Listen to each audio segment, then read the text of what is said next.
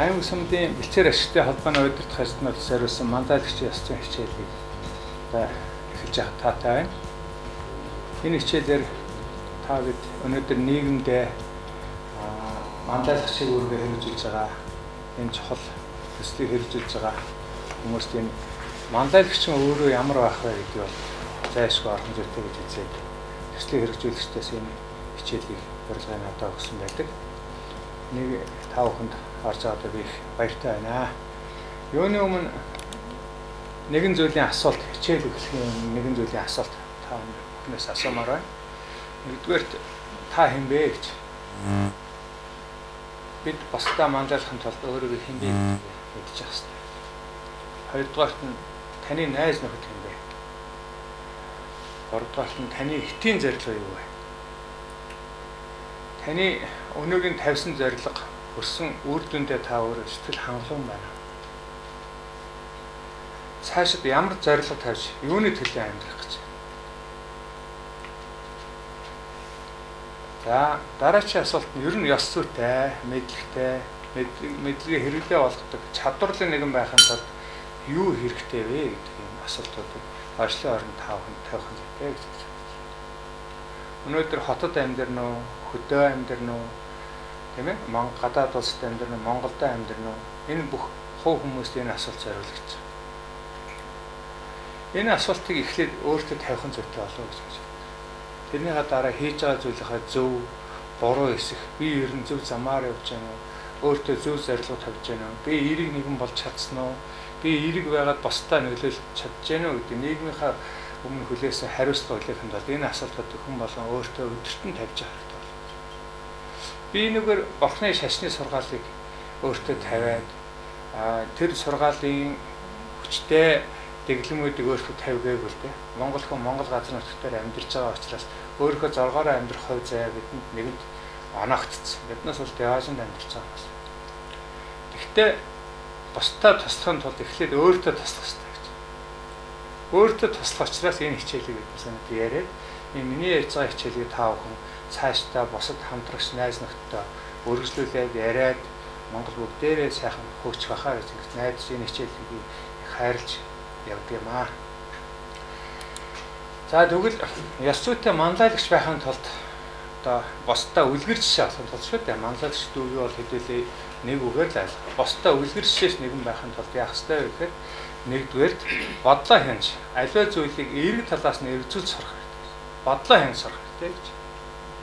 За хандлага зөв болгоё гэж дараач хандлага. Өөрөөр хэлбэл мэдлэг чадвар хоёрын амьдралдаа зөв хэрэглэхэд туслахын тулд аливаа юмыг дотоод сэтгэлдээ өөрчилж эерэг байдлаар бүх талаас нь хандж сурах. Энэ бол хандлага төлөвшүүлэх нь дараачийн зайлшгүй хэрэгтэй зүйл юм байна. Гуравдугаарт нь ёс зүйтэй манлайлагч бусдаа үлгэр жишээ үзүүлэгч нэгэн байхын тулд өөрийнхөө зан үйл буюу дотоод хүнээ эерэг толгой өөрсдөх нь зайлшгүй хэрэгтэй. Дөрөвдүгээр мэдлэгийг хэрэглээ болох чадвараа хөгжүүлэх хэрэгтэй. Тэр цагт таныг бусдад нь дуурайж, дагаж, танаас үлгэр жишээ авч болох. Ийм зүйлүүдийг хэрэгтэй гэж мэдээ. Төлөвшүүлэх хэрэгтэй. Ерөн зүгээр хувь хүний үнд зүйл гэж ярьдаг. Хувь хүний үнд зүйл гэдэг юу юм гэхээр өөртөө төлөвшүүл бий болгосон тэр зүйлээ үнд зүйл нь тодорхойлж хичээдэг. Тэр хүн хэдий ч нэг бусдаа үлгэр жишээ болохоос бусдаа саад болохгүйгээр тийм зүйлийг өөртөө төлөвшөж чадна. Тэр хүний үнд зүйл нь бусд нь хэрэг болохоор тийм сайхан үнд зүйл байдаг. Магадгүй тэр хүн өөртөө үнд зүйлээ төлөвшүүлэхдээ бага юм төлөвшүүлсэн ч байж болчих. Гэхдээ бусдаа саад болохгүй. Бэлчээр ашиглалт бас яг адилхан. Бүгдээрээ тэр Монголынхаа сайхан хөрсийг зөв ашиглахын тулд хувь хүмүүс бие нэг хүндэлдэг хэм хэмжээг дагаа мөрдөлдөг байвал манай олон мянган жил уламжилж ирсэн энэ сайхан үндсүүл чинь агуулгатаа бидэнд энэ их деважин гэж байна шүү дээ. Далайлан хэлсэн ба дунд деважин гэж. Цагийн дөрөв удирдлагатай дунд деважин. Би хэрвээ дахиад хүн бол төрөө Монголд төлөвлөж, Монголд хүн бол төлөвлөж чинь хэлсэн газруудаас амьдарч байгаа. Ийм учраас энэ деважиндаа биднээс энэ деважин болсон гайхалтай сайхан газраа зөв зөвлөж ажиллахад энэ хэрэгтэй учраас та бүхэн энэ дөрвөн зүйлийг өөртөө төлөвшүүлэх хэрэгтэй. Нэгдүгээр юу гэхээр дахиад давтаа ихээр бодлоо хянж сурах гэж. Хоёрдугаар дотоод сэтгэлээ өөртөө эерэг талаас нь юмд хандъя. Гуравдугаарт нь хийж байгаа бодож байгаа бодол өөрөө материал учраас зан үйлээ өөрчлөе. дөрөвдүгээрт нь чадвараа хөгжүүл. Энэ дөрвөн зүйлийг хүсэж байна. Дөрвөн зүйлийг хүсэж байна. Энэ дөрвөн зүйлийг бий болгосон цагт бол та манлайлагч болсон байна гэсэн. Тэгвэл нэгдүгээр энэ дээр мэдлэг гэж. Мэдлэг гэж юу юм бэ? Бодол ба эргэцүүлэх гэж юу юм бэ? Хандлага гэж юу юм бэ? Зан үйл гэж, чадвар, ёс зүй гэж юу юм бэ гэдгийг товчхон гүйлгээд харах яа гэж бодож байна. Мэдлэг. Тэгэхээр хүмүүс мэдлэг гэдэг бол бүх зүйлийг мэдчих хэрэгтэй биш гэж. Мэдлэгийг бас ангилж сурах хэрэгтэй. Хүн өөрөө яг бүх юмар ингэ дүүргэж яадаг сав биш. Хүн өөрийнхөө мэдчих хэвээр зүйлээ 3 ангилж яах зүгээр юм байна. Нэгдүгээр би өнөөдөр зайлшгүй мэдчих хэвээр зүйл юу юм гэдэг зөв тодорхойлвол таны нөгөө цагаа хэмнэх өөртөө боломжтой мэдлэгээ олж авах боломж нэгдүгээр үүсэж байгаа. Хоёрдугаар хэрэгтэй зүйл. Хэрвээ та зайлшгүй зүйлээ мэддэг болох юм бол хэрэгтэй зүйл рүүгээ цагаа зарцуулж болно. Гуравдугаар илүүтэхгүй.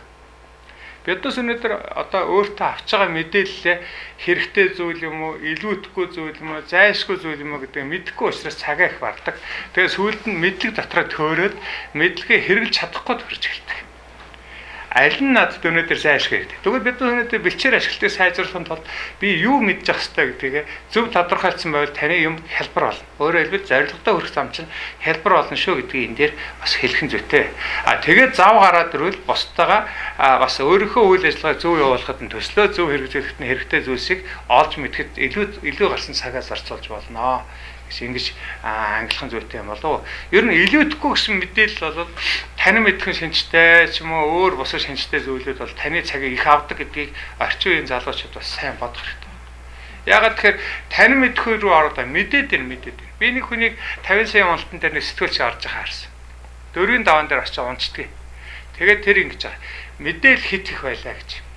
Өөрөөр хэлбэл маш наривчсан асуулт тавихад нь хитрхийн нарийн хариулж аваад унжсэн байна. Тэгтэл тэр хүн сэтгүүлчийн ихтэн тэр их мэдээллийн хэрэггүй байсан баг. Тэр хүн өнөөдөр нэртэй олонний танил болсон сэтгүүлч боловч ахихгүй байна гэсэн. Яагаад ахихгүй вэ гэхээр хит их мэдээлэл автцсан байгаа ш. Тэгэхээр биднес Монголын газар нутгийн бэлчээрийг ашиглахад нь яг ямар хэмжээний мэдээлэлтэй байж би энэ төслийг хэрэгжүүлэх манлайлагч болох вэ гэдгийг манай нөхдөд зөв тодорхойлох зүйтэй шүү гэж ингэж хэлэх байна. Нэг хүн хэлсэн байна л да энэ дээр саяын хичээлтэй холбогдуулаад хэрвээ бид мэдлэгтэйсэн бол өнөөдөр шиг ядуу амьдрахгүй юмсан гэж ингэж хэлсэн байна. Тэгэхээр хүн болгон өөрийнхөө хийж байгаа зүйлд нь зориулсан зайлшгүй гэсэн мэдээлэлээ мэдлэгээ зөв ангилчаад тэрийгэ ихтэй мэдээд аваарай. Тэгээд цаашаага яваа шүү гэдгийг та бүхэнд бас хэлье гэж ингэж бодож байна. За дараачих нь бодол ба эргэцүүлэх гэж. Хүн бодлоо хянана гэж. Зарим хүмүүс ярьдаг л да. Зөксөн зүйлийн бацараа бүр толгой эргэж хацарлаа гэж. Одоо бүр толгой гашилчлаа гэж ярьдаг байсан. Тэгэхээр бодолдоо хит хөдлөгдөх юм бол хүн өөрөө тэр бодол чинь ургуулсан болцороо янз бүрийн бодол дараад өөрийг чинь зорилгоос нь хазайлгах, буруу зам руу оруулах ийм байдал үүсгдэг. Тийм учраас бодлоо өөрөө хянц сурах хэрэгтэй. Бодлоо хянсан цагт тэр чинь үр дүнд хүрнэ. Бодлоо хянсан цагт үр дүнд. Энийг бол сайн тогтоож авах хэрэгтэй. Тэгэхгүй бодол ба эргэцүүлэн бод хоёроо холиод байна. Өөрөөр хэлбэл бодлоо хянах тэр зүйлийг эргэцүүлэн бодох. Толгойдоо орсон бодыг болгоны бодоод байх юм бол тэр хүний толгой завгүй байдаг баг. Нэг үг байна л да. Биеэр хичнээн хөдөлмөрлөн тэр хүн төдийчнээ бодох завгүй байдаг гэдэг. Тэгэхээр эхлээд бодоод бодсныхаа дараа тэрийг зөв гэдэг бодлоо шүүмжлээ зөв гэсэн дүгнэлтэнд хүрсний дараа тэрийг хэрэгжүүлж эхлэвэл та зөв зүйлд хүрэх учраас эхлээд хийж байгаад хийх явц тундаа бодно гэж байхгүй учраас аливаа үйлдэл хийхээ өмнө заавалчгүй сайн бодох. Нэгэнт бодоод өнөөдрийнхээ энэ хийж байгаа сайн сайхан зүйлдээ зориг төвлөрсөн бол энэ бодолтой эндээ зорьсон бодлоодыг өөртөө дандаа төвлөрүүлж байгаа. Энэ хоёрын ялгааг харуулъя. Бодол ба эргэцүүлэх хоёрын ялгаа юу гэдэг юм бэ гэж. За энэ нэгдүгээрт нь тохиолдол байна тийм ээ. Баасан гариг байна. Ажлаад хараад гэрлүүгээ явж байна. Толгойд түмэн бодол эргэлт. Энэ бол бодож байгаа. Зүгээр одоо бодож байгаа хэсэг шүү дээ. За маргааш хичээл орно. Ёс зүй гэлөө. За би ч алдаа гарах штэ. Харин хүн маань санаа зовох юм. Бидний үе чинь аав ээжийн үгээр амьдардаг гэсэн. Одоо нэг л бишээ. Жаахан өглөхээр хүмүүс нэг л хүн дээрээд байх шиг байна. Хичээл дээр юу заасан гэвэ. Дандаа муугаар бодох юм, бодлоо өөрчилж гэх шиг. Томорч гэн оройтхоо санаа зовж байх чинь. Ажилдаа очихгүй бол зав гаргаад найзгаа нэг иргэд хүний амьдрал богинохын юм да. Бүх юм бүтээд ирэхээр эдгээр шиг хүнд өвчтэй болчихсон юм байна. Өргөдмөр юм аа. Нэрээ сургалт хаана юм болоо. Ойр сургалтанд суугаагүй. Нойр хөрөх багт. Уг нь суухад их санаа авдаг штэ. Нэрийн 7 хоногт ямар хурдан өнгөрөв. Ажил ихтэй, 5 гарагт хоролтой. Бас хүүхдийн хичээл эхэлнэ. Цалин яагаа боохгүй байна. Ойр дээж дээр очисонгүй. Үсэнийг засуулчих юмсан. Үйлсж явах чинь очихоор хүүхэд ирсэн болоо, идэх юм хийсэн болоо, эхнэр ирсэн болоо, ирээгүй болоо. Энэ төгсрэг айдаа байцгаа энэ бодоод байгаа бол энэ зүгээр бодол. Өөрөөр хэлбэл тэр толгойд орсон бодлуудыг л хянахгүй байна гэсэн үг. Энэ бодол чинь өөрөө юу вэ гэхээр таны толгойд ямар нэг юм руу цэгцэлж өгөхгүй, төвлөрүүлж өгөхгүй, зүгээр чөлөөтэй өгсөн. Тархич нь өөрөө бодол нь тархины дасгал байдаг. Тэгэхээр энэ дээр чөлөөтэй боломжийг өгсөн ямар нэгэн байдлаар бодлоо хянахгүй байгаа юм. Эндээс ямар үр дүн харагдаж байгаа юм. Эндээс ямар нэгэн энэ хүн шийдвэр гаргахгүй. Энэ хүний сэтгэлийг хүүхэд нь зовоож байгаа юм байна. Ээжтэй хавьд очиагүй гэж байна. Цалин буугаагүй юм шиг байна. Замын төгсрээ гэдэг өсөөж байгаа юм шиг ингээд янз бүрийн бодож бодогч. Мөн үү? Тэгэхээр энэ хүн бол зүгээр л энэ бодлоос нь үр дүн харагдахгүй гэсэн. Тэгвэл эргцүүлэн бодно гэж юу юм бэ гэж, тийм ээ? Эргцүүлэн бодъё. Тэгээ маргааш орой найз руугаа уцтлаа. Найзтай очиг шиллээ. Найз минь ихэд баярж байна. Надлан ийм сургалтын суусны дараа би өөрсдийг өөрөөсөө ихэлсэн. Бодоо хяндаг болсон. Арай өөр болсон. Одоо энэ мөн үү? Өмнө сургалтанд суухгүй дандаа цагаа өнгөрөөгөө ингээ болтоо явчихдаг гэж боддог байсан. Хүн мөнх юм шиг л сурах юм байна да гэж бодож байсан. Ер нь би ажил амьдралдаа хэрхэн шинжилгээ хийх вэ? Тийм ээ? Өөдөгөр амьдрах болох ямар боломжийг олж хайх вэ? Ингээд энэ бүгдийг одоо би нэг бодлоо чигцлэх сургалтын суусны дараагаас мэддэг болж эхэллээ. Одоо би тодорхой зорилготой нэг зүйлээ бодно. Тэрийгэ бодсны дараа тэрэндээ зорьсон үйлдэлүүдээ хөдлөлүүдээ хийж эхэлнэ. Үйл хөдлөлөө хийгээд тэгэхээр бодол нь өөрөө зөв бодол нь хэрэгжинэ гэсэн. Энийг бид нас юу гэдэг нь гэхээр бодлоо хянах гэж ингэж яаж. За тэгвэл тэр хичээл суусны дараа нөгөө хүн чинь одоо ямар бодол боддог болсон бэ гэж ингэж. Энэ одоо 3 дугаар тохиол буюу тэр нэг хүн хичээл суусныхаа дараа бодолж эхлэв. Биднээс өнөөдөр энэ хичээлийн дараа ч та бүхэн өөрийнхөө бодож байгаа бодлыг үйл ажиллагаатай холбогдуулаад бодлоо чигцэлж эхэлнэ гэсэн үг. Тэгэхээр нөгөө хүн чинь энэ 3 дугаар тохиолдолд юу гэж юм гэхээр энэ ерөөсөө одоо бодлоо боддог тийм үү? Өөрийгөө өөрсгөөс эхлэх хэрэгтэй юм байна. Өөрөө асуудалд эерэг ханддаг болох хэрэгтэй юм байна. Үүнийхээ дараа биднээс яах вэ? Юма тайван, чигцтэй, дистралттай, логиктэй хийнэ гэсэн. Тэгэхээр та өнөөдөр бодсон бодлоо хэрэгжүүлэхийн тулд ямар зүйлийг бодох ёстой гэдэгтээ тархилгаагаа өөрөө чөлөөлөөд зөвхөн тэрэндээ тодорхой цаг зарцуулах хэрэгтэй. Түүнээс бүтэн 24 цаг биш шүү дээ. Бүтэн 24 цагийг зөвхөн тэр бодлоо бодох юм бол яах вэ? Тэр чинь бүр хитэрч эхэлнэ гэсэн. Өөрөөр хэлбэл та тэрэндээ эзэмдүүлээд тэрнээс өөр юм хийхээ байгаад ахуй амьдралаас хөтгөн гэсэн учраас тодорхой цагийг хийж байгаа зүйлдээ зэгцтэй бодлоод бос үед нь толгоогоо амраах юм байдаг. Тэр байдлаар ярьдаг штэ. Хүнийг чөлөөл гэж ярьдаг. Ханыгаа, тэ нөхрийгээ, эхнэрийгээ, хүүхдийгээ, өөрийгөө бусдын дарамтнаас, өөрийнхөө дарамтнаас 2 цаг чөлөөтэй арих гэдэг штэ. 24 цагт гэж. Энд чи юу гэдэг вэ гэхээр та 24 цагт 2 цагийг өөртөө өгөөч гэж. Энийг хоолнд биш, телевизэнд биш, нойронд биш. Зөвхөн өөртөө зориулж байгаа. Тэгээ эхнэртэй ч гэсэн, нөхөртэй ч гэсэн энэ цагийг өгөөрэй гэдэг. 24 цаг өөрлөгөө харуулж суулгаж хүнийг болохгүй шүү дээ. Тэгэхээр та нар энэ ажлаа бодохдоо бас 2 цагийг өөртөө өгөх хэрэгтэй. Бас гэрийнхээ хүнийг найз нөхдөйгөө өдөрт ядаж 2 цаг өөрөөсөө хамааралгүй байж тэр хүн зөвхөн өөрөөрөө байх боломжийг өг.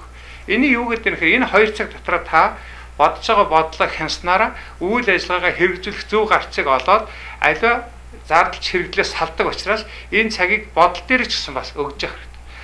24 цаг нэг ажлыг бодож болохгүй. Энд чи юу гэдэг юм гэхээр бас л арга барил байхгүй чи арга барил. Төрөн биднес юу гэдэг юм гэхээр бодлоо хянана гэдэг нь болохоор эмх самбараагүй юм толгойдоо тэнүүчлүүлж бодуулаад сүйдээ бодолдоо ингээд элдв бодол орж ирэхэд хүн заримаас нь баярлан, заримаас нь айж чинь, заримдаа хий мөрөөдөл татна. Тэгэх биш.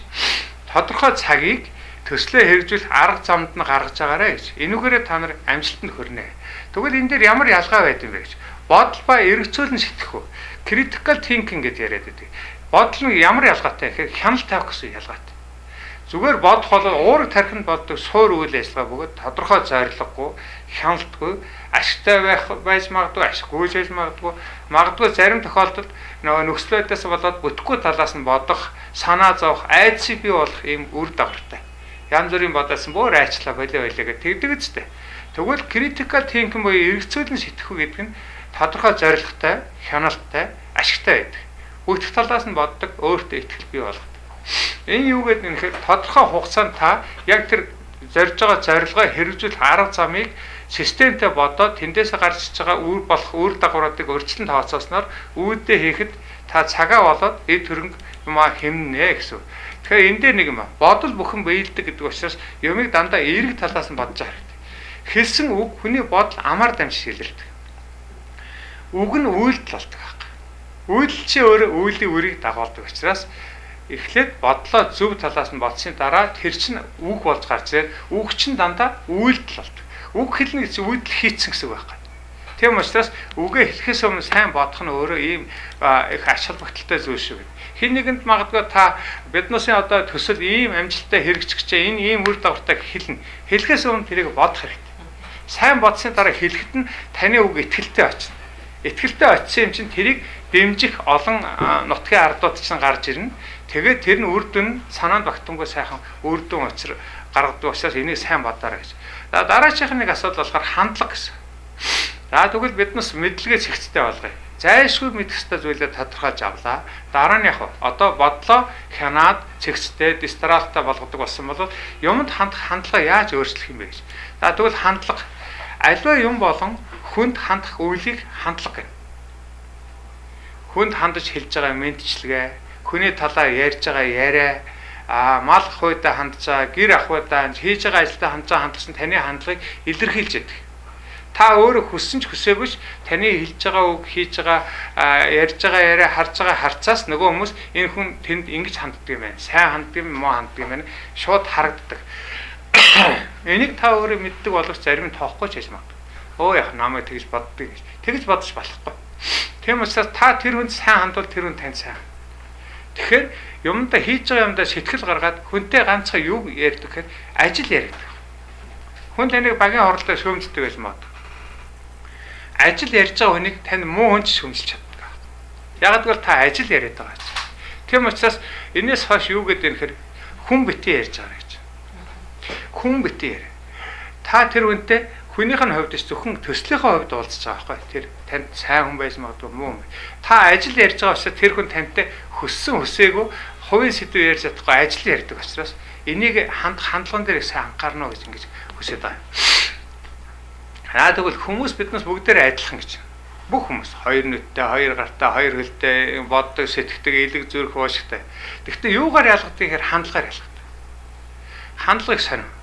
Өөртөө хандж байгаа хандлагыг хүний харахаар өмсцэн зүйцсэн хувцснаас нь хардаг.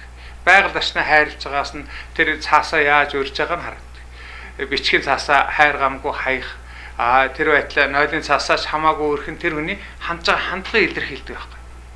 Тэр хүн үнэхээр байгаль дэлхийгээ хайрлаж байгаа юм бол ядаж тэр цаасандаа хүртэл хэмнэлтэй. Нэг хандлагаас хүн таныг хараад дүгнждэг байхгүй. Тэгэхдээ энэ ялгаанууд чинь явсаар хагаад ажил дээр болохоор нөгөө асар их том ялгааг харуулцдаг. Тэгтэл нөгөөдөө чинь биднээс цуг адилхан хүн шүү дээ. Тэгтэл тэр хүн өөрөө өөртөө хандж байгаа хандлагын хүртэл тэр ялгааг бий болгодог. Өөрийгөө хайрлаж чаддгүй, өөрийгөө эдэлж хэрглэж байгаа юм аа, өөрийнхөө гэр бүлийнхэндээ хайргүй бусдад хайртай байж чадахгүй шүү дээ. Тэгэхээр танд хүн итгэхгүй байхгүй. Тэгэхээр өөрийгөөс хайрлахаас эхлээд бусдыгаа хайрлаад тэгээд өөрийнхөө хүссэн сайн зүйлийг хэрэгжүүлэх хэрэгтэй байхгүй. Тэгэхээр эерэг байна уу, сүйрэг байна уу гэдгээс хамаараад бүх юм чи явждаг юм аа. Энийг хүмүүс сайн бодоорой гэдэг. Хүнтэй мэдлэхэд яагаад болохгүй гэж. Хүн баярлалт нь танд муу юм байхгүй. Гэхдээ бодтойгоор орж байгаа хөрөнгө оруулалт биш байлаа ч гэсэн таны өөрийн үн цэнийг нэмэгдүүлж яадаг юм а гэдэг энийг сайн ойлгох хэрэгтэй. Энийг манайхан бас сайн ойлгоод залуучууд явчаарай гэж ингэж бас хэлэхэр байна. За тэгвэл одоо биднээс төсөл хэрэгжүүлж байна те. Тэгэхээр сэтгэл ханамжийн үйлчлэгээ үзүүлэхэд юу хэрэгтэй? Одоо энэ бичээр ашиглалтын нэг төсөл хэрэгжүүлж байна тийм үү? Бэлчээр ажиллахад удирдах ажилтнууд байгаа шүү дээ бид. Тэгэхээр одоо иргэдтэй орон нутгатаа үзүүлж байгаа энэ сэтгэл ханамжийн үйлчлэгээ үзүүлэхэд ямар хөө юу хэрэгтэй байна гэж. Нэгдүгээр та мэдлэгтэй байх хэрэгтэй. Мэдлэгтэй байгаа цагт үйлчлэгийн ши 20% байна. Тэгэхгүй өөрөө юм мэдэхгүй чи би үйлчлэгээ үзүүлж байна гэж бас болохгүй байх тийм үү. Хоёрдугаар таны харьцаа өөрөө 15% гэж л байгаа. Ам болон бичгэн гэж байгаа. Их сайхан ярьдаг. Тэгсний бичгийг ингээд одоо энэ төслийн талаар ингээд хөсөлтөө байна. Тэгтээ нөгөө бичгэн дээр нь бүтэлтэй юм байхгүй бол бас нөгөө хүмүүс сэтгэл дундуур бол. Таны үйлчлэг нь 15 хасгалж байна. Тэгээ үйл ажиллагааны зохион байгуулалт төслийн хэрэгжиж байгаа удирдах ажилтнууд маш их хэрэгтэй. Хэлсэн бол хэлсэн. Цагтаа. Түүнээс хэдүүлээ нэг хуралдана гэчээ тэгээ хурал дээр юм бэлэн биш. Өөрөө ирэхгүй дараа болыг үл хүмүүсийн итгэх саар мөчдөг. Энэ үүсдэг зохион байгуулалт өөрөө их чухал үзүүлэлт байдаг. Тэгээ хамгийн чухал зүйл нь таны асуудалтай хандж байгаа хандлага чинь бүх ажлыг 50% нь болдог. Би түрүү хэлсэн. Хүнтэй бити сэдв бити яар, хүн бити яар, ажиллал яар. Тэгэхээр нөгөө ажилдаа та өөрөмөрөө хандаад үнэхээр чин сэтгэлээсээ энэ ахуй орчноо энэ сайхан болгочихъя гэж чармааж байгаа хандлага чинь юу? Тэр хүмүүст үйлчлж байгаа үйлчлэгээ чинь 50% шууд авдаг учраас энэ хандлага дээр их анхаараарай гэж ингэж хэлмээр юм байна. Тэгээ энэ хандлагын хувьд нь бол амжилттай өнөө тодорхойлдог тийм ээ. Амьдралдаа бид яаж хандна? Амьдрал биднээс тэгжил хандна. Байгаль дэлхийгээ хайрлал байвал байгаль дэлхий биднээсийг хайрлаа. Бусад хүмүүст яаж хандна? Хүмүүс биднээс тэгж хандна. Та тэр үнтэй ажил яриад байгаа нөгөө хүнтэй ажил ярихаас өөр юу ч ярьж чадахгүй. Тийм ээ. Тэгэхээр ийм асуудал бэрхшээлийг хэрхэн шийдэж байгаагаас ажил хэргийн амжилт тодорхойлогдно гэж. Ямар нэгэн асуудал бэрхшээлийг хэрхэн шийдэлж байгаагаас. Тэгэхээр энд дээр нэг юм ба. Хүндрэлийг боломж олгож хардаг гэдэг үгийг олон хүмүүс хэлдэг. No гэсэн юм шүү. No. Энийг болохоор үгүй гэдэг байгаа байхгүй. Үгүй гэдгийг нэг бизнес юу гэж тайлбарж байгаа гэхээр шинэ боломж гэж, шинэ дэмжлэг гэж харъя гэж. New opportunity гэж. Юу лээ? Тий. Тэгж арчлаад байгаа. Өөрөөр хэлбэл энийг no биш, үгүй биш, шинэ боломж, шинэ дэмжлэг ирнэ гэж. Өнөөдөр нэг хаалга хаагдж байгаад нөгөө хаалга нэгж идэг байхгүй. Тэгэхээр энэ дэр биднээс бэрхшээлийг шийдэхэд энэ ястаа бүтэхгүй гэл нэг хүний амыг битээ сонсоорой гэж. Эхлээд та бодцсон. Эргэцүүлсэн. Тунгаага зөв гэдгээ мэдсэн. Хүмүүсийн дэмжлэгийг аваад явцсан. Тэгэхээр одоо яах вэ? Наа чин бүтэхгүй гэж хэлж байгаа хүний үгийг битээ сонсоорой. Гэхдээ тэр хүний ухуулах гэт хэрэггүй. Эсэргүүцэж байгаа хүний ухуулах гэт хэрэггүй. Тэр хүн чинь танаас үлгэр жишээ авч өөрөө тэр шинэ хандлага руу очих учраас та бүх юмыг өөрөөрөө л харуулах. Эхлээд хүмүүст ойлгуулах гад, ярих гад, зөв зүйтэй гэдэг ажлыг хийж эхлээгүй байж, үр дүнгийн нүдэн дээр нь харуулаагүй байж, ингээд ядаж өөрийнхөө хандлагаас эхлээгүй байж, хүнд яриад байх юм бол та нар ярьсаар гал дуусна. Тийм учраас шууд л хийгээд байх. Энэ бүтэхгүй бол за тэгээ бүтэндээ гэл тэгээ өөрөөрөө л хийгээд байгаарыг би та нартай зөвлөмөр. Альва юмыг эргээр харж сэтгэж байж бидний эргэн тойрон яг тийм ороо юмсалаар. Гэр бүлийнхэн чинь дэмжин, үр хөвгтөө чинь дэмжин, тэднээсээ найз нөхдөд тэгсээр та олон дэмжлэгийг аваад зорьсондоо хөрнө. Хүн болгон өөрөөсөө тодорхой зорилго тавьдаг байхгүй. Тэгэхээр таны тавьсан зорилго том гэдэгт итгэх хэрэгтэй. Энэ бэлчээрийг сайжруулна гэдэг чинь маш том зорилго байхгүй. Их хурлын гишүүн болох, засгийн газрын гишүүн болох, сумын дарга болох, иргэдийн хурлын гишүүн болох. Тэр чинь наадуулах чи хажууд юу ч биш. Биднээс энийг сая жишээн дээр харсан. Нэг багш сая юугаар тоглож штэ Монгол авьяаснаар. Дахны багш, завхны тасн цэнгэл байсан хөгжмийн багш тийм ээ. Тэгэхэд торба угсраад хэдэн малын мөлжчин яс угсраад төмбөний шангад угсраад тэр нэг 6 настай 7 настай хүүхдүүдийг хөгжмийн дугуйланд хичээлүүлж явахдаа тэр хүн өнөөдөр гавьяа тогш болно гэж бодог. Тэр хүн өнөөдөр 100 сая төгрөгийн шагнал хүүхдүүдтэйг аваад цаашгаа явна гэж бодог. Тэр хүн хуваараа 60 сая төгрөгийн шагнал хувь хүнээс авна гэж бодог байхгүй. Тэр хүн зүгээр зөвл юм хийгээдээс учраас тэр нь өнөөдөр олонний дэмжлэгийг аваад тэр нь цаашаа өргөжлөө явна. Тэгэхэд тэр хүн тэрэндээ баярлаагүй. Зүгээр л би энэ хүүхдүүдтэйгээ эерэг энергитэй 35 хүүхэдтэй очлаас би ялсан юм аа гэж хэлсэн. Тэгэхээр та бүхэн энэ дээр жишээ аваад альва агуу юм чи ингэнээс эхэлдэг байхгүй. Тэгэхээр энэ хийж байгаа юм агуу гэдгийг итгээрэй. Эндээ зорьсон зорилготой байх. Зорилго чинь өөрөө том байна гэдэгт итгэсэн учраас та жижигхэн саад бэрхшээлээс болж зорилгоосоо хазааж болдоггүй. Жижигхэн зорилго тавьсан хүн бол жижигхэн саад тулангуут нь тэр саадыг цаанаас зорилгоо харж чадахгүй учраас дараачихаа зорилго руу ахаад жижигхэн зорилго тавиад тэр лүгөө яваад өгдөг. Тэгтэл тэр лүгөө явж байсан дахиад жижигхэн саад гараад. Тэгэхээр дахиад нөгөө жижигхэн зорилго чинь харагдахаа байцсан. Тэгэхээр нөгөө хүн чинь дараачихаа жижигхэн зорилго тавина. Тэр хүн байнга зорилго тавьдаг хүн байхгүй. Тэгтээ зорилго жижигхэн. Дараачихаа жижигхэн зорилго руу явж байсан чинь дахиад жижигхэн саад байна.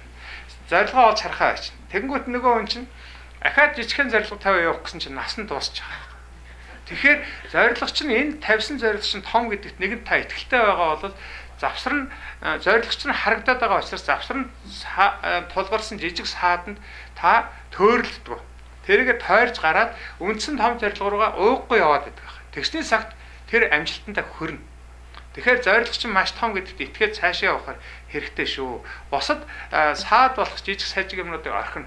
Өнөөдөр хүн магадгүй өвдөж магадгүй. Өнөөдөр хүн магадгүй сумаас дэмжлэг авахгүй байж магадгүй. Өнөөдөр магадгүй бас төр засгийн эрх мэдлэлтнүүдийн хүн сурталтай таарч магадгүй. Үгүй бол таны тавьсан зорилгыг буруугаар хүн ойлгож байна. Гэхдээ тэр бүгдийг дандаа алгасаад гол юмнаас хазаахгүй яваад байл амжилтанд хүрнэ гэдэг би энэ дээр бас хэлэх юм байна.